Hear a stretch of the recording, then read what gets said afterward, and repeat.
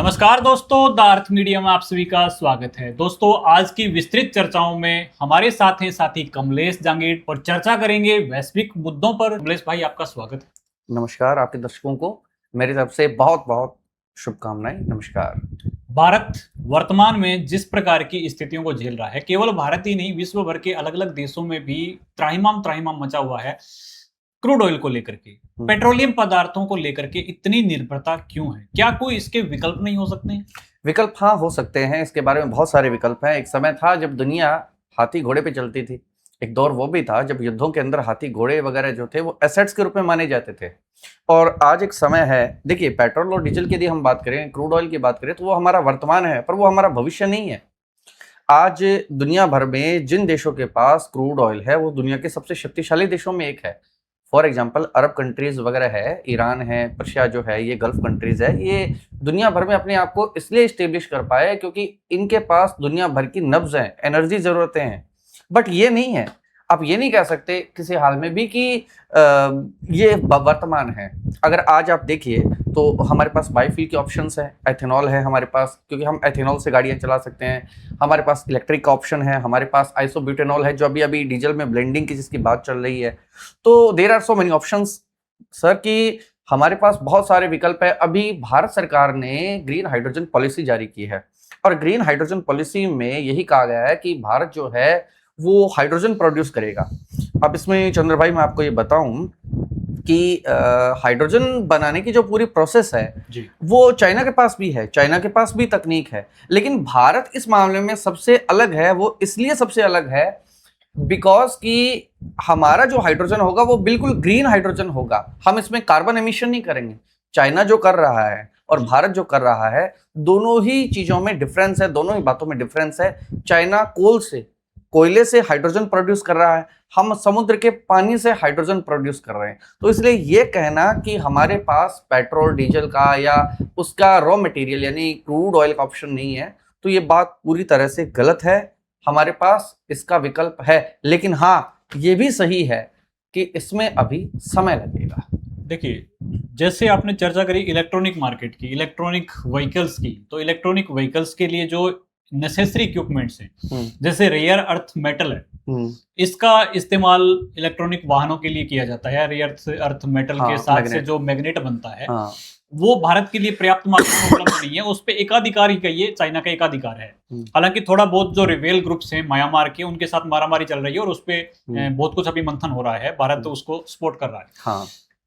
उसको इनसाइडली सपोर्ट कर रहा है, लेकिन अपर लेवल पे उसको सपोर्ट नहीं किया जा सकता है। तो कुछ सूक्ष्म मात्रा में प्राप्त भी कर लेता है तो भी उसकी मुकाबला नहीं किया जा सकता है। दूसरी चीज, जैसे आपने बायोडीजल के बारे में चर्चा करी, एथेनॉल के बारे में चर्चा करी, एथेनॉल में भी एक अड़चन है। अभी के जो गाड़ियां हैं उनका दायरा इस प्रकार से विस्तृत है इंजन्स का कि वो केवल और पेट्रोलियम और डीजल के ऊपर ही आधारित हैं। एथेनॉल डालने से उनकी क्षमता प्रभावित हो रही है और आम आदमी इतना भार नहीं झेल पाता कि एथेनॉल से लेकर के जो गाड़ियां चलाएगा। हालांकि अभी मार्केट में एक नई गाड़ी लॉन्च हुई है जो एथेनॉल से ही चलने वाली है। तो क्या यही एक विकल्प माना जाए कि एथेनॉल और बायोडीजल और ये सब चीजें, जैसे पहले कुछ चीजें फुस भी हो जाती हैं, ऐसे जो प्रोजेक्ट आते हैं। भारत में एक प्रोजेक्ट पहले से, राजस्थान में खासतौर पर आपको याद होगा, रतन जोत और जेट्रोफा, हाँ, आप शायद ये जो दोनों चीजें लेकर के आए थे और उसका प्रोजेक्ट बनते बनते बीच में गुमनाम सा हो गया था। गडकरी साहब ने कई बार चर्चा भी करी और कहा भी कि मैं गन्ने से एथेनॉल बनाने वाली चीजें, और एथेनॉल का तो खैर राजस्थान में तो भारी भरकम विरोध हुआ है, जो फैक्ट्री का विरोध आपको याद ही होगा। हाँ, टीबी वाला। तो क्या एथेनॉल ही एक विकल्प है? नहीं, एथेनॉल विकल्प नहीं है, इसके बहुत सारे विकल्प हैं। अब इसमें आपको मैं एक बताता हूं कि हमारे पास समस्या कहां आ रही है। अगर we are going at to electricals, कि हम अगर इलेक्ट्रिक ऑप्शन पे जाएं, यानी अगर इलेक्ट्रॉनिक व्हीकल पे आ जाएं, इलेक्ट्रॉनिक गाड़ियां हो, इलेक्ट्रॉनिक कारें हो, इलेक्ट्रॉनिक ट्रक बसेस हों, तो वहाँ दिक्कत ये है कि हमारे पास लिथियम नहीं है और रेयर अर्थ एलिमेंट्स नहीं। ठीक है, लेकिन जहां तक इसकी बात है तो भारत सरकार ने इस मामले में कुछ प्रयास किए हैं। फॉर एग्जांपल जैसे लिथियम का मामला है, तो भारत का एक उपक्रम है, भारत सरकार का, खनिज विदेश करके जी। वो क्या करता है कि उसने अर्जेंटीना में कुछ खदानें जो है वो लीज पे ली है, कुछ साल के लिए लीज पे ली है। ठीक है, वहां से हम रॉ लिथियम लेके आएंगे यहाँ पे इंडिया में, और उसको रिफाइन करने के लिए यहाँ पे रिफाइनरी एस्टेब्लिश होगी।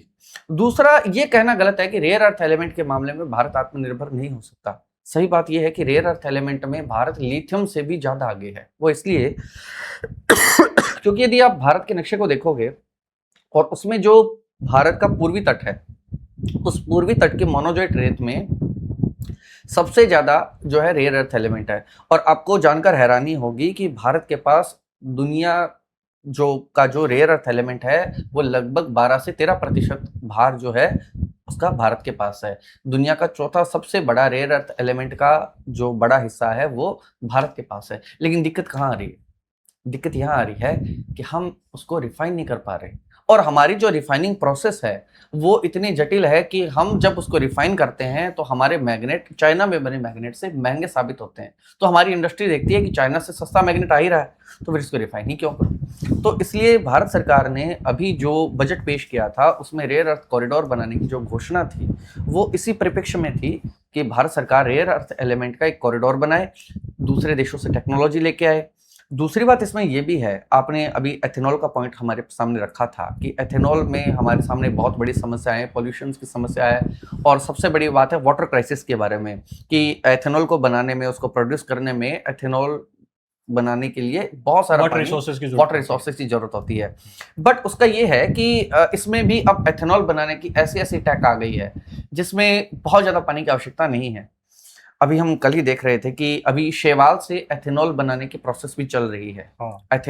एल्गी से एथेनॉल बनाना, यहाँ तक कि हमने ये भी देखा है कि जो हमारे तकनीशियन है, जो हमारे वैज्ञानिक है, उन लोगों ने एल्गी यानी शैवाल से क्रूड ऑयल बनाने का, एल्गी से पेट्रोल और डीजल बनाने का भी एक सिस्टम खड़ा किया है। रिलायंस उस पर काम कर रही है, जामनगर की उसकी जो रिफाइनरी है वहां पे इस पे ट्रायल चल रहा है। लेकिन ये है कि इसमें हमें थोड़ा सा समय लगेगा। हम जहां तक इस मामले में है, सबसे पहले अगर आत्मनिर्भर होंगे तो रेयर अर्थ एलिमेंट पे होंगे, हम एथेनॉल में होंगे, और सबसे बड़ी चीज ये है कि अगर हम ग्रीन हाइड्रोजन पे स्विच कर जाते हैं। अब ग्रीन हाइड्रोजन की भी एक समस्या है कि ग्रीन हाइड्रोजन बनाने के लिए सारी प्रोसेस इंडिया में हो सकती है, बट उसकी दिक्कत है कि जो ग्रीन हाइड्रोजन से चलने वाले ट्रक हैं, जो ग्रीन हाइड्रोजन से चलने वाली बसेस हैं, उन बसों की कॉस्ट जो है वो सबसे ज्यादा है। मीन्स कि ईंधन अगर सबसे सस्ता कोई है तो वो ग्रीन हाइड्रोजन होगा, ये बेशक सही बात है, बट उसको चलाने के लिए जो आपको व्हीकल लेना पड़ेगा, अब आप 80 लाख रुपए की कार तो नहीं ले सकते ना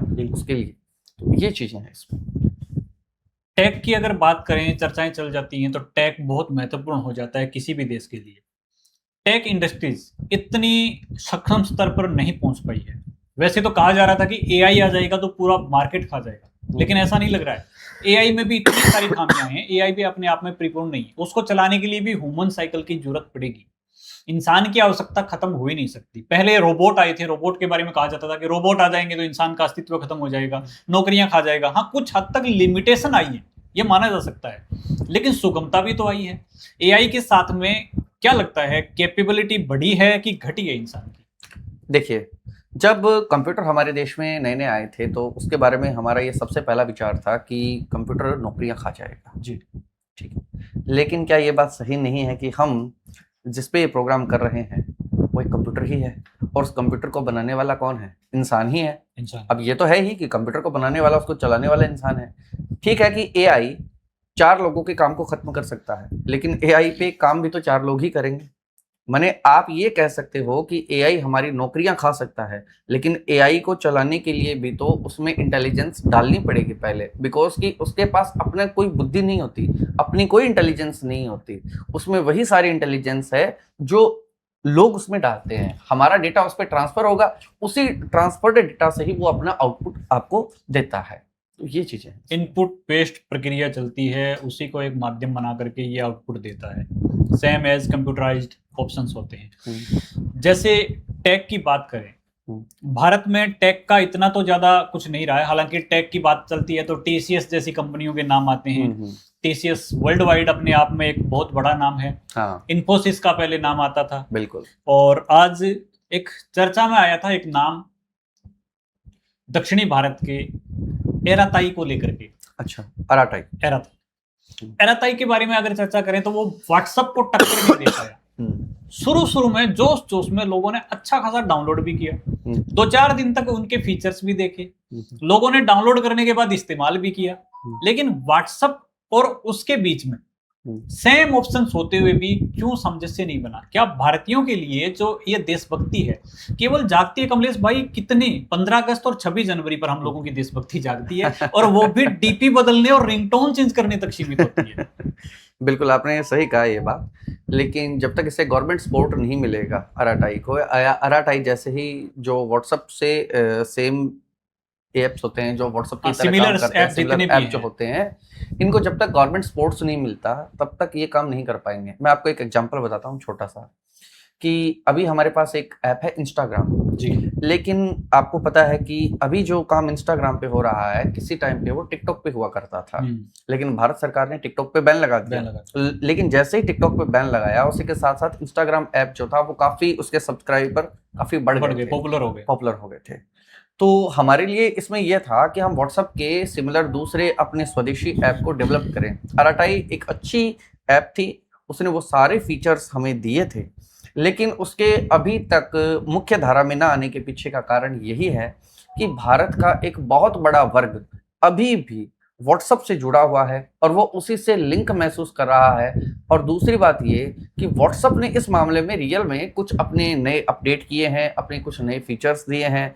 अराटाई ने अभी तक वो कुछ नहीं किया है, वो परफॉर्मेंस नहीं दे पाया है। और दूसरी बात इसमें गवर्नमेंट सपोर्ट की है। अभी जब हम कुछ गवर्नमेंट से ऑफिशियल डॉक्यूमेंट्स देखते हैं और तो ये सभी हमें व्हाट्सएप के माध्यम से प्राप्त होता है, सारी सूचनाएं हमें व्हाट्सएप के माध्यम से प्राप्त होती है।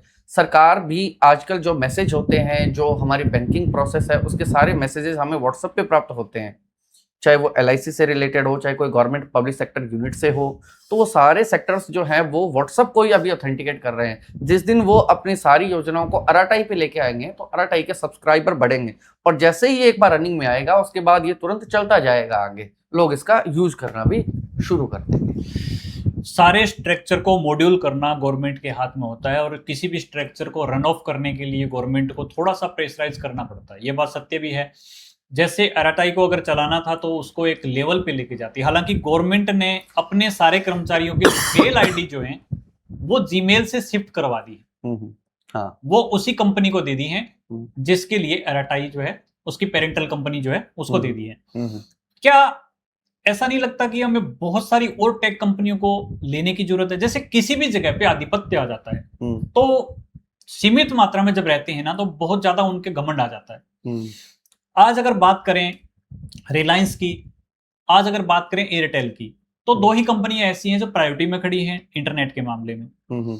ठीक, ऐसे ही अगर किसी सिमिलर किसी और कंपनी की किसी भी स्ट्रक्चर में बात करें तो वो बहुत सीमित हैं। इस देश में पेट्रोलियम के लिए अगर बात करेंगे तो अंबानी अडानी से बढ़ करके नहीं आएगा कोई, दो ही नाम आएंगे। बहुत सारे ऐसे क्षेत्र हैं जहां पे सीमित हैं। भारत सरकार को उद्योगपति बढ़ाने ही है तो अलग अलग क्षेत्रों में बढ़ाने चाहिए। केवल कुछ ही लोगों को सपोर्ट दे करके अगर यही स्ट्रक्चर चलता रहा तो ये एकाधिकार की तरफ लेके जाएगा भारत को, और ये भारत के लिए डैमेजिंग पॉइंट साबित होता है।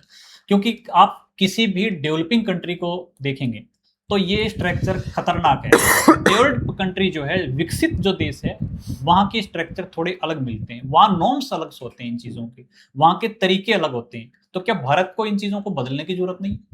हाँ, भारत को इन चीज़ों को बदलने की ज़रूरत है, और भारत ने पिछले कुछ सालों में इस पे काम किया है। यदि आप देखेंगे भारत में अभी जितने भी नए नए इनिशिएटिव आ रहे हैं उनमें से बहुत कम है जो रिलायंस ने किए हैं, या बहुत कम है जो अडानी ने किए हैं। भारत के जितने भी स्टार्टअप्स हैं उन्होंने रियली बहुत अच्छे इनिशिएटिव लिए हैं। अभी मैं आपको एक छोटा सा एग्जांपल बताता हूँ। टाटा एक बहुत बड़ा ब्रांड है। टाटा की गाड़ियां आपने अक्सर मार्केट में देखी होगी। टाटा पंच EV है, टाटा जो टिएगो वगैरह है, सुजुकी है, मारुति, लग्जरी गाड़ी। हाँ, लग्जरी गाड़ियां हैं। लेकिन उसके अलावा दक्षिण भारत में ही किसी शहर की एक कंपनी है, उसने एवा करके गाड़ी निकाली है, अभी लॉन्च की थी थोड़े दिन पहले। और एवा के बारे में ये कहा जाता है कि भारत की पहली सोलराइज गाड़ी है, कार है, और 3.5 लाख रुपए की, 3.25 लाख रुपए की इसकी कॉस्ट है, और ये इलेक्ट्रिक है और सोलर भी है। अब आप इस बात को जान चुके होंगे कि भारत में एवा जैसी और बहुत सारी कंपनियां हैं। अभी जब हमने शुरुआत की थी तो हमने कहा था कि एलगी शेवाल से भी पेट्रोल डीजल प्रोड्यूस किया जा सकता है, लेकिन ये कारनामा भी रिलायंस ने नहीं किया, ना ही ये कारनामा अडानी ने किया। ये कारनामा किया था एक स्टार्टअप ने। भारत में ऐसे ढेर सारे स्टार्टअप्स हैं जो इस पे काम कर रहे हैं।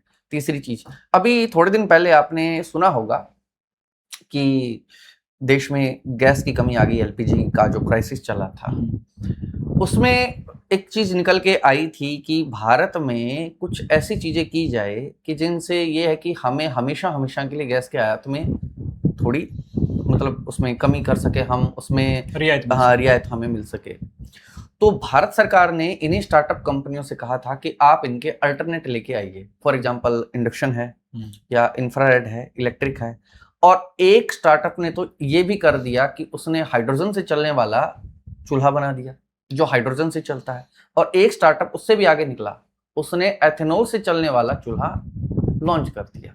अभी नितिन गडकरी जी ने उसका जो किया था, इनोग्रेशन किया था, और उसमें हमने उसको देखा भी था। केन्या के अंदर ये मॉडल काफी चल रहा है और भारत में भी आया है।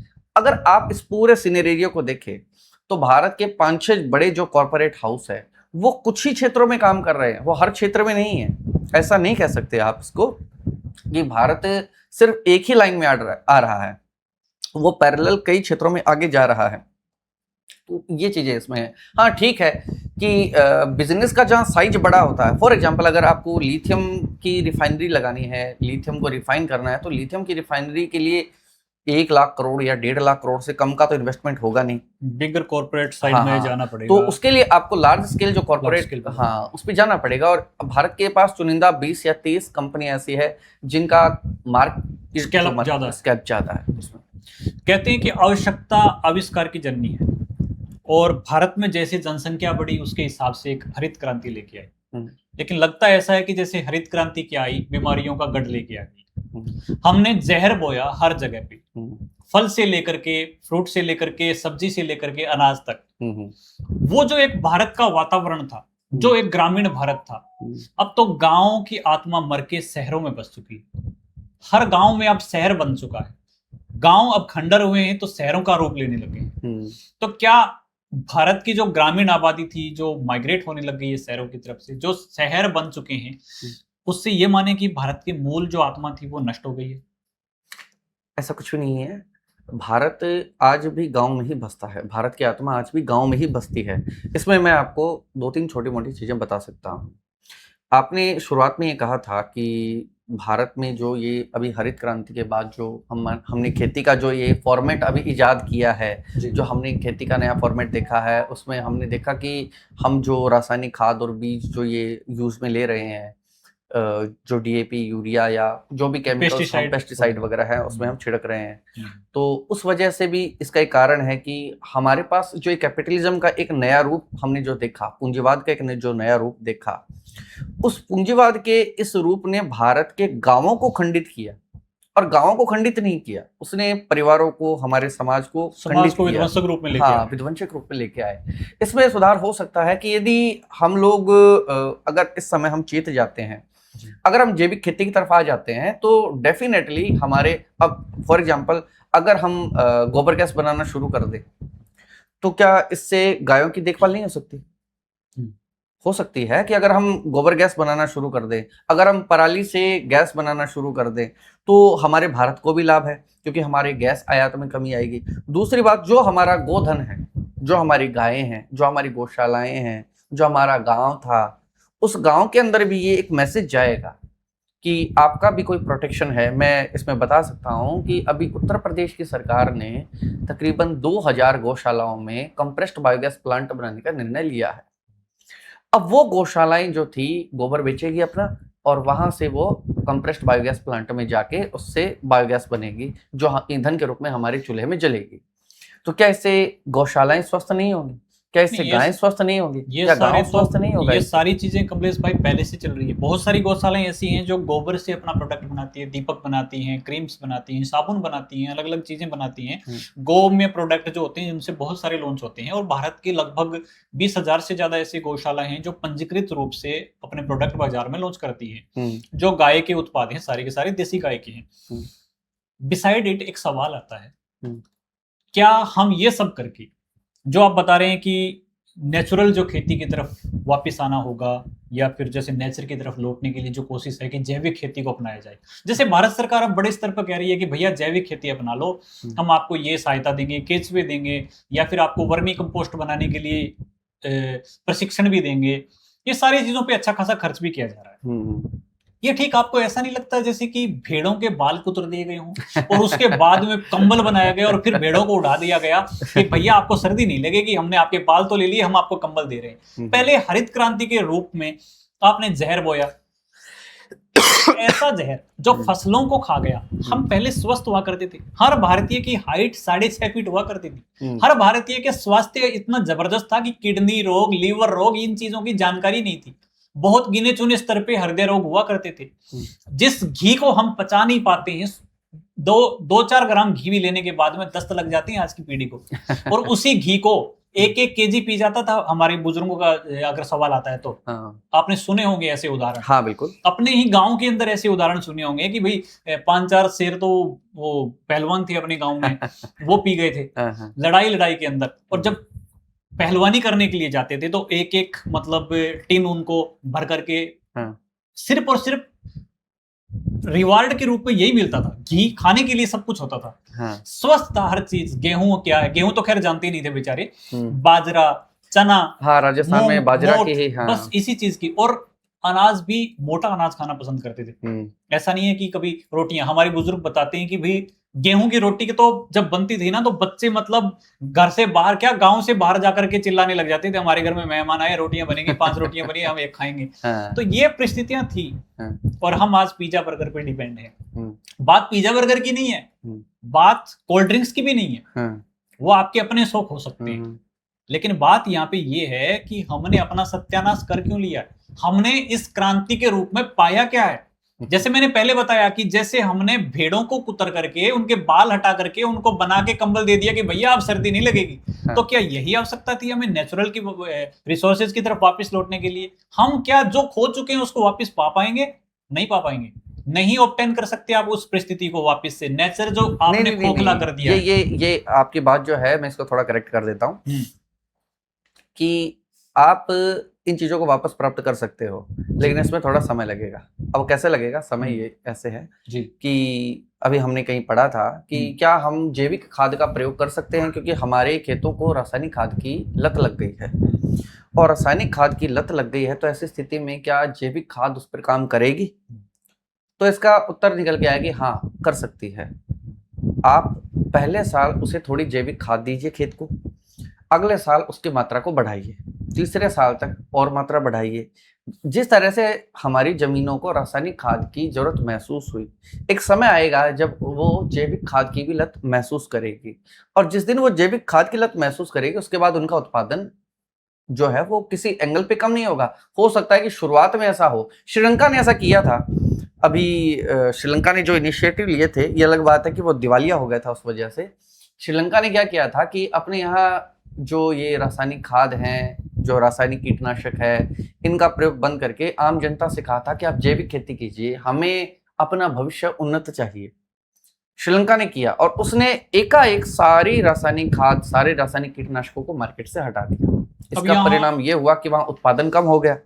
उत्पादन कम होने से श्रीलंका जो था वो अपने जो उसका जो एक्सपोर्ट था वो एक्सट्रीमली बहुत ज्यादा डाउन चला गया। तो ये परिस्थिति उसके पास आई थी। तो हम इसको एक साथ नहीं अपना सकते, हम इसे धीरे धीरे करके 3 या 4 साल में अपना सकते हैं। अगर दो कंडीशंस होती हैं, 2 कंडीशन सप्लाई होंगी कमलेश भाई, मैं आपको बता दूं। मेरे एक अच्छे मित्र हैं, कानपुर के एक यूनिवर्सिटी में प्रोफेसर हैं, और प्रवीण बत्रा बोल करके, और उनसे जब एक दिन चर्चा चल रही थी, जैविक के बारे में अच्छी खासी जानकारियां रखते हैं, और भारत के अलावा भी वो यूएनओ के अंदर भी पार्टिसिपेट कर चुके हैं इन सब्जेक्ट्स पे। मूल जो बात निकल करके आती है वो ऐसा है कि जो हमने खोया है उसको तो हम नहीं पा सकते, क्योंकि हमने पहाड़ों को खंडर किया है। हम उसको वापस से उतने उस स्वरूप में नहीं ला सकते। हमने जंगलों को उजाड़ा है, हंसदेव जैसे जंगल को, हंसते खेलते जंगल को उजाड़ रहे हैं। आदिवासी जैसी प्रजातियां हमारे देश में थी, जो जनजातियां थी, उनको हम उजाड़ रहे हैं। उनका जीवन कहीं पे 200 बचे हैं, कहीं पे 5000 बचे हैं, उनका जनजीवन प्रभावित कर रहे हैं। मूल स्वरूप से सबको हटाया जा रहा है। जो हम प्रकृति के साथ छेड़छाड़ कर चुके हैं उसको विस्तृत रूप से इतना हम उसको खत्म कर चुके हैं कि उसको वापस से प्राकृतिक स्वरूप में लाना संभव नहीं है। लेकिन जब आप श्रीलंका की कह रहे हैं तो वो भारत में इसलिए संभव नहीं है क्योंकि भारत में एक बहुत बड़ी विडंबना है। हम अगर, वही बात है ना कि बिल्ली के गले में घंटी बांधेगा कौन। विडंबना ये है कि अगर भारत में कोई प्रोजेक्ट की शुरुआत करते हैं तो किसी भी एक पक्ष ने करी है तो दूसरा पक्ष उसका विरोधी हो जाएगा।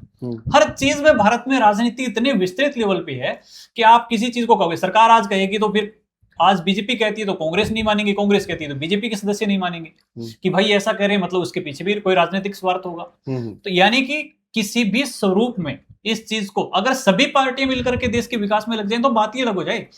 लेकिन यहाँ सबसे बड़ी परेशानी यही है ना कि हम उस लेवल में आना ही नहीं चाहते। आम भारतीय समझना ही नहीं चाहता कि हमें देश की जरूरत क्या है और हम देश के लिए कहाँ जरूरत बन रहे हैं। तो आप ये कहना चाहते हो कि इसमें ये जो सारी प्रोसेस है वो इरिवर्सिबल है। इरिवर्सिबल का मतलब है कि अगर हमने पॉइंट ए से पॉइंट बी तक हम चले गए तो पॉइंट बी से वापस पॉइंट ए तक हम आ नहीं सकते। आ सकते हैं लेकिन उतना नहीं आ सकते जितना हम समझते हैं। जो आपने खत्म किया है उसको प्राप्त नहीं कर सकते, लेकिन हाँ जो अभी खत्म कर रहे हैं उसको रोका जा सकता है। रिवर्स टेक्नोलॉजी अपनाई जा सकती है, हम रिवर्स कर सकते हैं। ये पूरी नेचर ही रिवर्स पे है। ये पूरी नेचर तो अपने आप कभी ना कभी रिवर्स होनी है, रिवर्स होगी, लेकिन उसका रिवर्स साइड जो है वो बहुत ही स्लो है। मतलब ये है कि आप पेट्रोल डीजल जो क्रूड ऑयल होते हैं वो धरती से निकालते हैं, ठीक है, लेकिन इसका अर्थ ये नहीं है कि धरती पे क्रूड ऑयल बन नहीं रहा, वो पहले भी तो बना ही था। नहीं, वो तो जीवाश्म से बनेगा और अब भी बन रहा है। बट ये है कि अभी वो जो बन रहा है उसकी प्रोडक्शन की रेट कम है और उसको निकालने की रेट थोड़ी ज्यादा है। इसी तरीके से धरती पे जो मिनरल्स बनते हैं वो मिनरल्स अब भी बन रहे हैं, बट उसको निकालने की जो रेट है वो उनके बनने की रेट से काफी ज्यादा है। और उसके पीछे कारण है कि हमारी पॉपुलेशन ऐसी है, हमारी पॉपुलेशन जो है वो इतनी ज्यादा है, हर हाथ को एक डिमांड है। अब फॉर एग्जांपल आज हम हर हाथ में एक मोबाइल देखते हैं, अब उस एक मोबाइल को बनाने के लिए कितने पहाड़ों को ब्लास्ट किया गया होगा, कितनी रिफाइनरियों ने उस पर काम किया होगा, कितना उस पर वाटर लगा होगा। तो ये सारी चीज़ें हम जब नेचुरल रिसोर्सेज की देखते हैं तो उसमें यही पाते हैं कि जहाँ तक हम हो सके तो सस्टेनेबल डेवलपमेंट करें। इसलिए तो एसडीजी के गोल बनाए गए थे, स्टैंडर्ड जो सस्टेनेबल डेवलपमेंट गोल जो बनाए थे, सतत विकास लक्ष्य 2030 के, वो इसी बेस पे बनाए गए थे कि सारे जो दुनिया के देश हैं वो इस पे काम करें कि हमें अब प्रकृति से कोई छेड़छाड़ नहीं करनी। लेकिन फिर भी इस पूरे विश्व की जनसंख्या 650-700 करोड़ के समथिंग कुछ है, तो उस जनसंख्या को देने के लिए हमारे पास प्रकृति के अलावा कुछ है ही नहीं। हम प्रकृति से ही तो दे सकते हैं ना। कमलेश भाई, एक छोटी सी जरूरत होती है, सरकारों को अपने स्तर पे अगर ईमानदारी से कार्य करें तो बहुत कुछ बदला जा सकता है। समस्या यही है कि सरकारों की जीवन शैली इस प्रकार की है, दिनचर्या इस प्रकार की है कि वो मॉनिटरिंग नहीं करते। सरकारों का कार्यशैली इस प्रकार का है कि उन्हें लगता है हम आदेश करें और भूल जाएं। सरकारें राजा बनी हुई हैं, जब तक सरकारें मंत्री नहीं बनेंगी तब तक कोई भी बदलाव संभव नहीं है। उदाहरण के लिए आपको बताऊं, मैं कल ही पढ़ रहा था, हमारे मुख्यमंत्री साहब कह रहे हैं, भजन लाल जी, कि हमने पिछले वर्ष 20 करोड़ पेड़ लगाए हैं, उससे पिछले वर्ष भी 20 करोड़ पेड़ लगाए हैं और इस साल हम 10 करोड़ पेड़ लगाएंगे। इस हिसाब से 50 करोड़ पेड़ लग जाने चाहिए, स्वाभाविक है, आंकड़ों के अनुसार फैक्चुअल जो बात है उनमें से पेड़ बने कितने हैं वो इंपॉर्टेंट है। वृक्षारोपण तो इंपॉर्टेंट, चलो पौधे सूख जाते हैं, वृक्षारोपण के बाद में देखभाल का लेवल क्या था, उसको संभाल के रखने का, सहेजने का स्तर क्या था, वो कहां चला जाता है। केवल किसी चीज का आदेश करना ही पर्याप्त थोड़ी है। आप अगर सरकारी विभागों में उनको दे रहे हैं, स्कूलों में लगवा रहे हैं, अच्छी बात है। आप कहीं पे वृक्षारोपण करवा रहे हैं, हॉस्पिटल में लगवा रहे हैं, सार्वजनिक स्थल पे, पब्लिक प्लेस पे लगवा रहे हैं, अच्छी बात है। अब इसके अलावा आप लोगों को दे दीजिए ना, कम से कम खेतों में लगा करके उसको ठीक कर लेंगे, उसका देखभाल तो करेंगे। उनके निजी स्वार्थ हैं, सार्वजनिक स्तर पर हम सचेत हैं ही नहीं, सार्वजनिक जगहों पर हम चाहते ही नहीं है। और सरकारों का तो इतना उदासीन स्तर है, चाहे किसी की भी ले लो। मैं किसी एक सरकार की बात नहीं कर रहा हूँ, कांग्रेस या मतलब बीजेपी की बात नहीं कर रहा हूँ। जब भी सरकारें आती हैं, आज भी ये कंडीशन है इस देश की कि एक फाइल डीएम से निकलकर पीएम तक चली जाएगी और फिर उसी स्तर में वापस भी आ जाएगी, लेकिन फिर भी कोई भी प्रकार का उसमें सुधार नहीं दिखेगा। लोग कोर्ट के अंदर इतनी संख्या में लाइन लगाकर खड़े हैं कि कोर्ट भी कई बार हैरान हो जाता है, भाई तुम लोग आ क्यों रहे हो? क्या मुकाबला चल रहा है तुम लोगों का? कंपटीशन चल रहा है क्या? जनता कब जाती है? न्यायपालिका की तरफ अग्रसर कब होती है? जब व्यवस्थापिका हाथ खड़े कर देती है। और व्यवस्थापिका का हाल भी बुरा है कमलेश भाई, इतना बुरा है कि आप ये देख लीजिए, आप एक पेड़ काटते हैं, पेड़ काटते ही आपके घर पुलिस पहुंच जाएगी, भैया आपने पेड़ कैसे काट लिया, क्योंकि हम पर्यावरण प्रेमी हैं भाई। लेकिन आप सोलर लगाने के लिए, एक विधायक बैठा हुआ है जो ये कह रहा भैया मत काटो। सम की आपने देखा होगा विधायक को, भाटी को। ये स्थितियां बन गई कि एक विधायक धरने दे रहा है, सरकार को कह रहा है भैया मत काटो, और इतने स्तर पे पेड़ काट करके वहां पे सोलर प्लांट लगा दिए गए। और सरकार, डीएम भी ये कह रहा है कौन काट गया हमें पता नहीं। अरे भाई, जब तुम डीएम हो तुम्हें ये पता नहीं है, जिला का अधिकारी हो और तुम्हें ये पता नहीं है, तुम इतना पता नहीं कर सकते कि कौन क्या कर गया। और वो भी एक ऐसे जिले में जो तुम्हारा सीमावर्ती जिला, जो पाकिस्तान के साथ में सीमा लगती है उसकी, उस जगह पे अगर तुम ये नहीं पता कर सकते कि तुम्हारे यहाँ हो क्या रहा है। और वो भी एक ऐसी डीएम का मैं इंटरव्यू सुन रहा था जो देश की टॉप रैंक में आई हुई थी। ठीक है, टॉप रैंक की ऑफिसर, जो ये कह रही है कि कौन काट गया हमें तो पता ही नहीं है, हम रिपोर्ट लेंगे पटवारी जी से। पटवारी जी कह रहे हैं हमें क्या पता भाई कौन काट गया। ठीक ऐसे ही आपको एक छोटा सा उदाहरण और बताता हूं सरकारी स्तर का। आप घर में धुआं कर दीजिए, आपका पड़ोसी जाकर के अगर शिकायत कर देता है कि भाई धूम्रपान ज्यादा कर रहे हैं लोग या धुआं कर रहे हैं, कैसे पब्लिक प्लेस पे इतना भी नियम धूम्रपान नहीं कर सकते आप। एक बीड़ी पी लोगे तो भी आपके ऊपर जुर्माना लगाने का प्रावधान है, वो अलग बात है कि कोई लगाता नहीं है। लेकिन इतना नियम होने के बावजूद हमारे आसपास में ईंट भट्टों में टायर तक जलाए जाते हैं। आप देख लीजिए कहीं पे भी जाकर के, इतना धड़ल्ले से। और ये जो बिजली के प्रोजेक्ट चल रहे हैं वहां पे परालियां जलाई जाती हैं, इतने सारे प्रोजेक्ट चलते हैं जिसमें धुआं धुआं धुआं। तो क्या ये नियम, मतलब जहां गरीबों की तरफ देखते हैं तब तो कहते हैं भैया सावधान रहो, अंग्रेजी नियम है। लेकिन जैसे ही कोई कोट पैंट वाला व्यक्ति दिखता है और रईस दिखता है तो कहते हैं अरे यार नियम कुछ नहीं है, तू छोड़ इसको, बैठ टेबल पे, तो ये बता टेबल के नीचे से गरम गरम नोट कितने आएंगे। ये स्तर है हमारे देश। नहीं, ये बात सही है कि इस देश में कानून जो है वो दो है, एक वो जो आम इंसान पर लागू होता है, और एक वो कानून जो वीवीआईपी पे लागू होता है। फॉर एग्जांपल, यदि आप कहीं जा रहे हैं, आपके पास गाड़ी है और आपको टोल टैक्स देके जाना है, तो डेफिनेटली आप नॉर्मल इंसान है तो टोल टैक्स देके ही जाएंगे। लेकिन भाई आप यदि किसी बड़ी अधिकारी के बेटे हैं, या खुद अधिकारी भी हैं, या मंत्री है, या मंत्री के भतीजे, मंत्री के साले हैं, तो आपको बस इतना बताना होता है कि फल्ला मेरे मामा है और वो मंत्री है, रूलिंग मंत्री। यूपी वाला डायलॉग है, चाचा हमारे विधायक, चाचा हमारे विधायक है। तो इन चीजों को देखते हैं तो ये लगता है कि कहीं ना कहीं क्यों ना हम छले गए हैं। क्योंकि आपने जो टोल टैक्स लगाया था वो इसलिए लगाया था कि इसी टोल टैक्स से इस राजमार्ग का जब कंस्ट्रक्शन होगी, राजमार्ग बनेगा, उस राजमार्ग का जो डेवलपमेंट होगा उसी टोल टैक्स से होता है। लेकिन वो टोल टैक्स एक नॉर्मल इंसान फिर क्यों चुका है, जब मंत्री का भतीजा, मंत्री का बेटा, मंत्री का रिश्तेदार वो टैक्स नहीं दे रहा है। वो टैक्स हम दे रहे हैं इसलिए कि ये राजमार्ग ढंग से चलता रहे। तो क्या हम ही उस रोड पे चलते हैं, बाकी के लोग उस रोड पे नहीं चलते? दूसरी बात, आपने जो पॉइंट उठाया था वो पॉइंट ये था कि हमने ये देखा कि अभी इस समय जो कानून का शासन होता है, द गवर्नमेंट ऑफ रूल्स, जिसको हम लॉज बोलते हैं, कि नियमों का शासन, कानून का शासन हो रहा है, वो कहने को सैद्धांतिक रूप से संविधान के तहत लागू तो हो रहा है, बट अभी वो इतना सुस्त है, या यो कहे कि जनता में भी इस मामले में जागरूकता की कमी है कि जनता भी अपने अधिकारों का प्रयोग नहीं कर रही। और जहां तक ये है कि सुविधाएं जो होती हैं वो नशीली होती है, सुविधाएं नशीली होती है। अगर मैं आपको ये कहूं कि आप बाजार जाएं और मार्केट से सब्जी ले आएं, तो आप झट से पॉलीथीन की थैली में ले आएंगे उसको। आप हो सकता है कि घर से कोई कपड़े का उसमें कोई थैला वगैरह लेके जाएं, या कोई कट्टा वगैरह हो उसमें लेके आएं, लेकिन आप क्या करोगे, आप वो थैली में ले आओगे। अब उस थैली को बनाने के लिए कितना जो पोल्यूशन हुआ होगा, उस थैली को फेंकने के बाद कितनी गायें जो है उसको खाने के बाद मरी होगी। तो ये है कि जो सुविधाएं हैं वो नशीली है। अब हमें सोलर प्लांट चाहिए, हमें घर में सोलर लगाना है, हम उसी सोलर से काम कर रहे हैं, बट हम ये कहें कि हमें सोलर प्लांट नहीं चाहिए। होना ये भी चाहिए कि पोल्यूशन भी ना हो, पेड़ भी ना कटे, सोलर भी लग जाए। अब इसको इसी तरीके से ले लीजिए कि अभी थोड़े दिन पहले हमारे जो डिस्ट्रिक्ट है हनुमानगढ़, उसमें टिब्बी में एथेनॉल का एक प्लांट लगने वाला था। अब हम सोचते हैं कि हमारा चावल बिक जाए, हमारा गन्ना बिक जाए, हम ये सोचते हैं कि हमारा मक्का बिक जाए, हमारा जो गेहूं है ये बिक जाए, लेकिन एथेनॉल का प्लांट ना हो। अगर आप चीनी की सारी मिलें बंद कर देंगे तो क्या गन्ना बिकेगा? बिल्कुल नहीं बिकेगा, हरगिज नहीं बिकेगा। नहीं, लेकिन तो, यहाँ पे तो विरोध ये विरोध इस चीज का विरोधाभास भी इस बात का है, विरोधाभास इस बात का है कि जो विकास है जी। वो विकास विनाश का रूप लेके आया है। मतलब वो प्रोडक्टिव विकास नहीं है, वो अपने साथ विनाश को लेके आया है। तो ऐसी स्थिति में हमारे पास एक सरकार के पास भी एक स्ट्रेटेजी होती है, वो होती है पर्यावरण अध्ययन। इसको पर्यावरण प्रभाव आकलन बोलते हैं।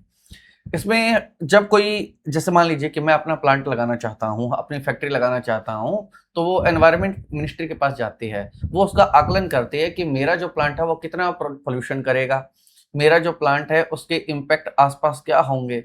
तो इन चीज़ों को देखते हुए जो हमारे जो बुनियादी चीज़ें हैं वो भी ना रुके और पेड़ भी ना कटे, हमारा पर्यावरण भी ठीक रहे, पर्यावरण की सेहत पर भी कोई प्रभाव ना पड़े। इसमें मैं थोड़ा सा ये है कि आपके माध्यम से सरकार को ये बात पहुंचाना चाहता हूं कि अभी आपकी और हमारी जब ये डिबेट शुरू हुई थी उस दौरान मैंने एल्गी का नाम लिया था, आपने देखा होगा। मैंने एल्गी का नाम लिया था। एल्गी शैवाल होती है, एल्गी शैवाल होती है, और शैवाल से हम क्रूड ऑयल बना सकते हैं और उस क्रूड ऑयल से हम अपने जो एनर्जी की जरूरतें हैं वो पूरी कर सकते हैं। ठीक है। एल्गी की सबसे अच्छी बात यह है कि एक तो एल्गी प्रोड्यूस ज्यादा होती है, ज्यादा मात्रा में होती है, उनमें ऑयल ज्यादा होता है।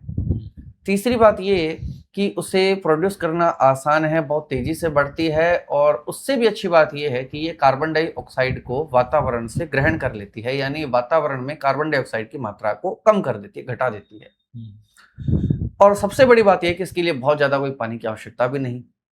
तो क्यों ना हम इसी पे आगे बढ़े, यानी एक ऐसा विकास जो केवल विकास हो, उसमें विनाश नाम की कोई चीज ना हो। देखिए, आप विनाश किए बिना विकास करना चाहते हैं वो एक बात है, ऐसा हो नहीं सकता, ऐसा संभव नहीं है। ये इसको मैं मानता हूं कि देखिए, अगर आपको कुछ करना है तो आपको कुछ ना कुछ बिगाड़ना पड़ेगा, लेकिन हाँ, जो उससे नुकसान हो रहा है आप उस नुकसान को मिनिमाइज कर सकते हो, उसे न्यूनतम कर सकते हो कि कम से कम नुकसान हो और हमारा जो फायदा है वो इसमें अधिकतम हो। बाकी आप इसमें अच्छी अगर राय दे सकते हैं सरकार को, अगर आप चाहते हैं तो आप कर सकते हैं इसमें आगे कुछ और। इसमें दो डायमेंशंस बनते हैं। पहला, अगर आप स्टडी करते हैं, वर्तमान में भारत के कई सारे ऐसे शहर हैं जिनकी दुनिया के सबसे प्रदूषित शहरों में गिनती होती है।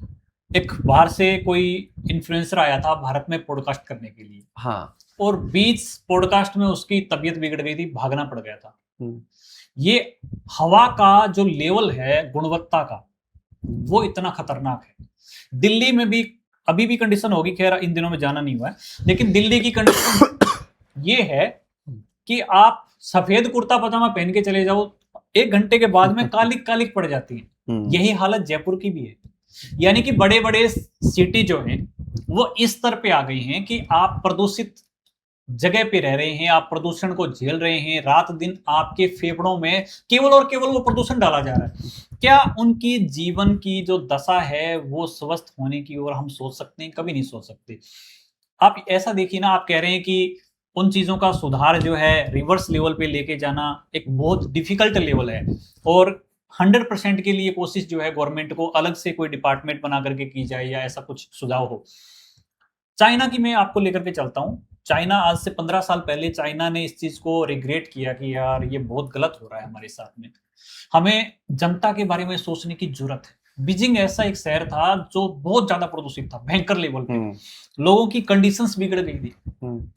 हालांकि चाइना और अमेरिका दो ऐसे देश हैं पूरे विश्व में जो फार्मा इंडस्ट्रीज को बहुत ज्यादा प्रमोट करते हैं। वो चाहते हैं कि दुनिया बीमार हो ताकि वो अपनी फार्मेटिकल्स दवाएं जो हैं वो बेच सकें।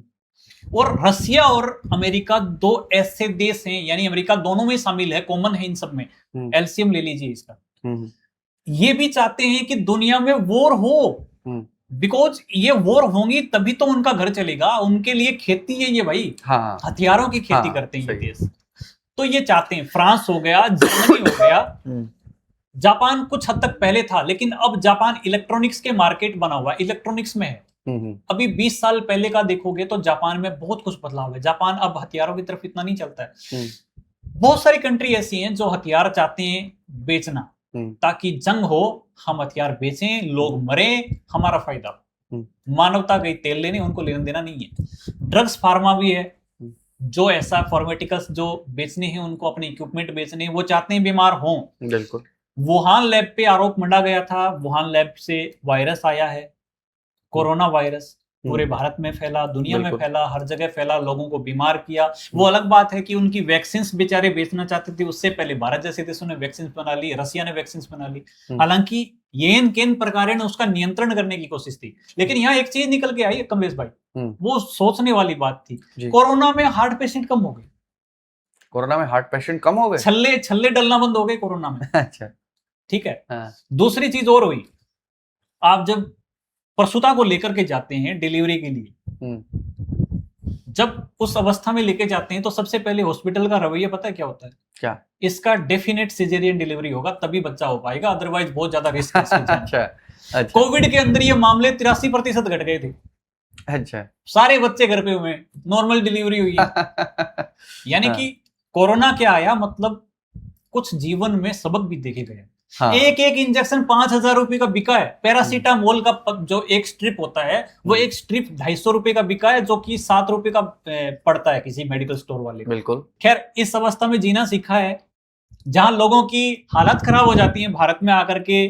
तो आप ये मानते हैं हवाई गुणवत्ता की वजह से वहां भारतीय अपना जीवन चला रहे हैं। तो इस भारत की शानी तो मानना चाहिए सबको, लेकिन क्या हम सुधार नहीं कर सकते? बीजिंग ने कोशिश करी थी। मैं इन सब बातों के माध्यम से क्या समझाना चाहता हूं कि जितना हवा बनाया जाता है उतना हवा है नहीं। मेडिकल साइंस के हिसाब से जितनी बीमारियां बताई जाती हैं उतनी बीमारियों का लेवल होता नहीं है, पहली चीज। दूसरी, गुणवत्ता की बात करें हवा की, मैं दोनों चीजों को कंबाइन कर रहा हूं और आगे इसको मैं बताऊंगा कि ये रेगुलेट क्यों हो रही है दोनों, इसका रिलेशन क्या है।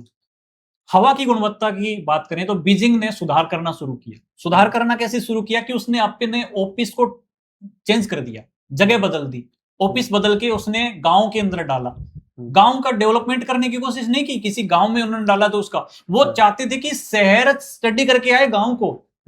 और यही चीज तो कोरोना में हुई थी, मैं कोरोना को अब यहां जोड़ूंगा। यही तो हुआ था, शहर गांव की तरफ दौड़ पड़े थे।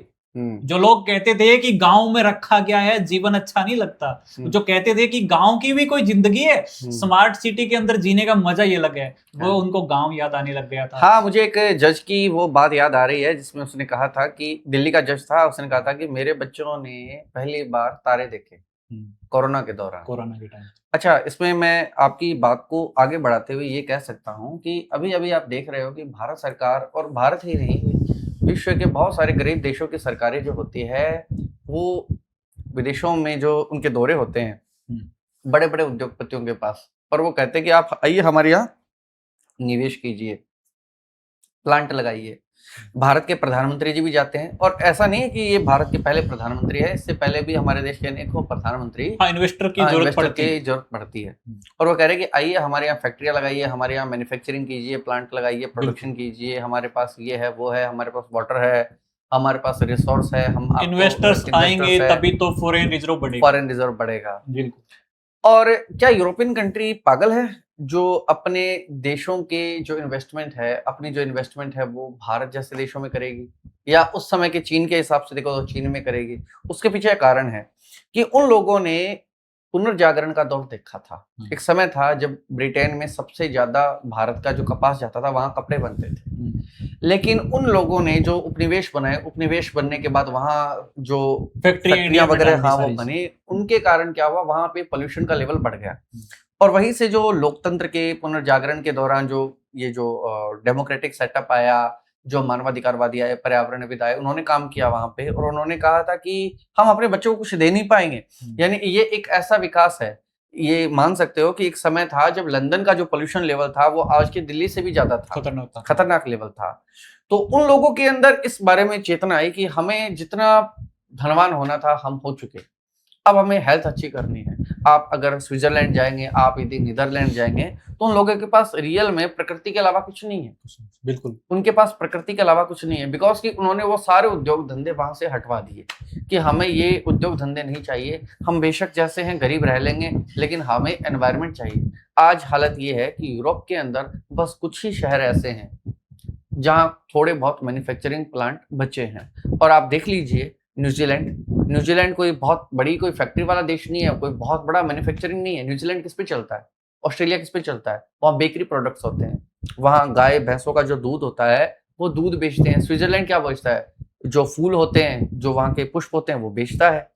इटली जो वहाँ की जो वाइन्स होती है वो बेचता है। यानी सारे एग्रीकल्चर जो प्रोडक्ट्स हैं ये वो लोग बेच रहे हैं। स्पेसिफिक प्रोडक्ट पे डिपेंड है। Not chemicals, not heavy metals, इन चीजों से वो दूर जा चुके हैं, वो एनवायरनमेंट के नजदीक जा चुके हैं।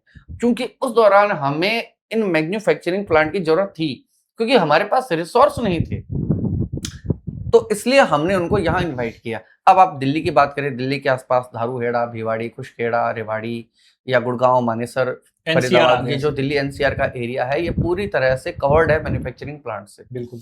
यदि आप इससे जस्ट नीचे आओगे तो अलवर से होते हुए एक लाइन हमारी जाती है गुजरात की तरफ। गुजरात तो बिल्कुल ये मान के चलिए मैन्युफैक्चरिंग का हब है। सारे रिको एरियाज हैं। बिल्कुल सारे रिको एरियाज हैं। साउथ इंडिया है तो वहां भी अच्छे खासे मैन्युफैक्चरिंग प्लांट है। उनसे दिन रात धुएं का एमिशन होता है, कार्बन डाइऑक्साइड का एमिशन होता है। और आपने चूंकि कहा कि हमारे यहाँ आके लोग बीमार हो जाते हैं, तो उसके पीछे कारण ये है कि हमारे यहाँ ऑक्सीजन लेवल कम होता है।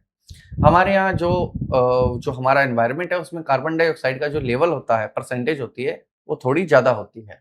और आपने ये भी कहा ना कि हार्ट अटैक के मामले कुछ दिनों से बढ़ गए हैं, तो उसके पीछे का कारण भी यही है कि हम अक्सर क्या होते हैं कि खुद को धुएं में रखना ज्यादा पसंद करते हैं भारतीय लोग। हम अब योगा हमारी देन है, भारत की देन है, इसमें कोई शक नहीं है, कोई डाउट नहीं है, बट हम योगा से दूर जा चुके हैं।